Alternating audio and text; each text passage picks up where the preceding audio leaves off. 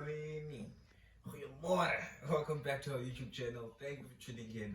Yeah, we're back, guys, with these sit downs, and we've been doing like walkouts, doesn't it? Yeah. Yes. We've been Interacting with people in public most, but like, yeah, we're back with this one for Skachanya and J, not for long though. So like, yeah, today we'll be discussing social grants. Yeah, over to you.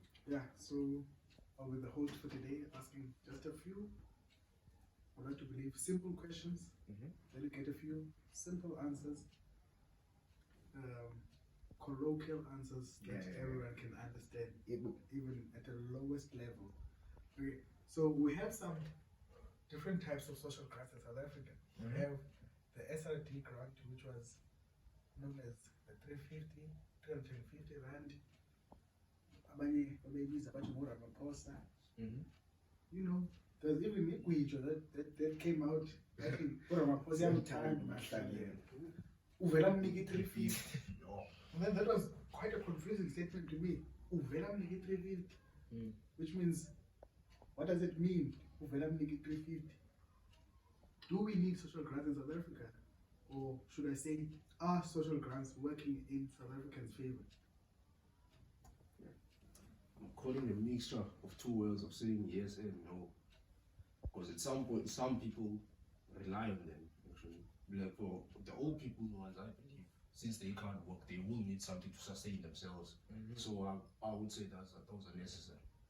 And disabled people who are also unable to work as well, or earn some kind of income, those are necessary. Now it gets to the 351, which that one I'm pretty confused with. I don't have a straight answer to say yes or no. Because some people do rely on it, but you can't rely on 350 all that. You have to do something, work to earn some more income. Yes, I know it's not easy finding a job, but you can't be content with 350. So, because right now, some others I believe are abusing and misusing the 350 right now. Because they are not doing it for the stuff that it was meant for. Like it was meant to help basic needs such as food, maybe. But right now, others are busy. We see it all the time because consuming some kind of beverages and substances with it. Yes, absolutely. I share the same thoughts as Ubrasimda, you know, with the old people and the disabled people, with the economically active group, like I don't think they really deserve that, especially the young ones, I think the government should invest more in making sure that we are decreasing the number of birth rates, like especially like teenage Pregnancy. parents, like uphisa njengemali. Teenage dogs uphisa njengemali. I understand it's quite tough, umntana is not cheap, umntana is expensive, umntana is all that, but like family planning yenziwa, like doing it without any form of contraceptive, you know the outcome. Bundle of joy is to come. And you need things, that bundle of joy needs food, needs shelter, needs clothing, needs education, needs hospital costs, and like it doesn't come cheap. But we live in a nice country, hey, that gives us 350, and that will create a dependent nation, because even if I'm poor, why not? Let's make a child who will receive 350. And that happens in 60. So, should there be a quota which says we will only provide for 2 kids or only for 1 kid? Because in some instances, there are people who are having 5 babies in order to multiply that value by 5 times to get maybe, I think it's 400 and something. So 400 and something multiplied by 5, which means you're getting 2,000 and something.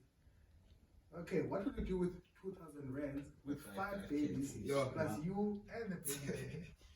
Because really, even yes, that money multiplied 5 times. Let's say it does, because I'm not quite sure if you get that certain amount per kid if you have 5 people. The expenses also all multiplied. So I know people proportionality, but they putting themselves at a huge disadvantage when they're doing that as well. Exactly. And they're putting a lot of stress and strain on the government as well. Because right, we want the government to make sure that nobody is living in poverty. Well, people themselves, I'm sorry to say this, but some of us are putting ourselves in poverty. Because you know your economical situation. Why will you be making babies so much? Yet you're not even working. You don't have like a stable source of income, you know. And with poverty, we know it comes like a chain of problems, you know. We have crimes, we have this and that, you know. So yes, I think the government should put a cap. Maybe let's say if you have, maybe don't support 2 million max or 3. Okay, so studies have shown that 47% of the South African population is dependent on social grants. I'm not surprised. 47%. 47%. Can you believe it? Yeah. Which means round about 20-something million people in South Africa are dependent on social grants. Is the governing party or the government holding us at ransom with these social grants? Don't know how to answer that. You know, it could be a yes, because maybe they buying votes.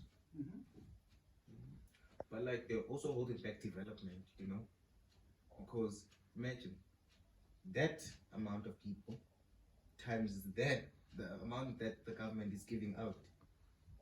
Those chasing the billions, you know, there was a lot of millions, you know, and there are a lot of places where the government, like the money from the government, is actually really needed. You know, for example, in the education, like we need to improve our education system in this service, in this platform, in this and that. Like a lot of places where the government needs to invest in, rather than just in one place. But also, of that 47%, how many of them are working? Actually confirmed. That is the question. Yeah, Because some of them. it has been proven that even people who are working at the South African Social Service Agency are beneficiaries of the social grants. People are working for SASSA. They are claiming money for 50 people at a stage. A single person. A single person. So social grants, like it leaves room for potential fraud. Yes. So what can the Corruption. government do to ensure that there is social security in the country without overdoing it? What can they do? What do you think are the steps they can take? I personally, if they put a cap or a limit on how many children they will support, Yeah. that would be a first start there as well. On the unemployment one? For the unemployment one, you know. Could the government maybe say, we are giving you a year to find a job, or maybe a week, or whatever? You see, I love that. They could say that, but that also still doesn't guarantee that the person will find a job as well. But it also They may push hard. Isn't but that it some may just form of crash. motivation? Yes, it is. Yeah, they should put it there also. Okay. But they should try to motivate them as hard as they can. Let's say, maybe for example, Are we creating a dependent? but yeah, we are creating a dependent state there. And it's not a good thing, in my opinion. Because most of the time, when you go into out there, people are expecting everything from the government. They're expecting But the everything, thing is, sorry to cut you off. jobs, whatever. name it. But sorry to cut the government themselves. So, how does the government ensure that that doesn't happen? But it's part. They are also part to blame because they promised some of the things, such as houses, maybe. I believe in the 90s they did, which has that's why people are demanding some of those things. But like when you promise, doesn't mean the government is obligated to act. They are not obligated to, but you don't promise. But what does the constitution say? Everybody, This stuff. with like some Housing. they say everybody has a right to shelter, Yes. but they do not specify what kind of shelter. But do they say the government is obligated to No, provide? They did not say that, but the government themselves promised, which is a mistake on their part. They shouldn't have promised that, and people are pretty sure they wouldn't expect it. But it doesn't give any citizen the right to force. Yes, it doesn't give them any right, but what I'm saying is that the government are also part to blame of that, How? because by promising people those things, if let's say if a right, Okay, so if I promise you a pie, and then 20 people come out, then I can't afford 20 pies, because I only buy a pie for you.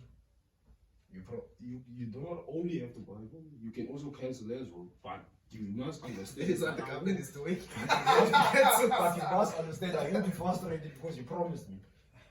You didn't put a condition that if other people came. I think you'll be an end to your frustrations though. Sometimes your frustrations will end. I understand the part. But like, yeah, hey, this is a difficult one. Yeah, guys. So please share your thoughts and add Jump on on. to what we just kept it short and just starting a conversation. Yeah. Thanks, guys. Thanks, guys.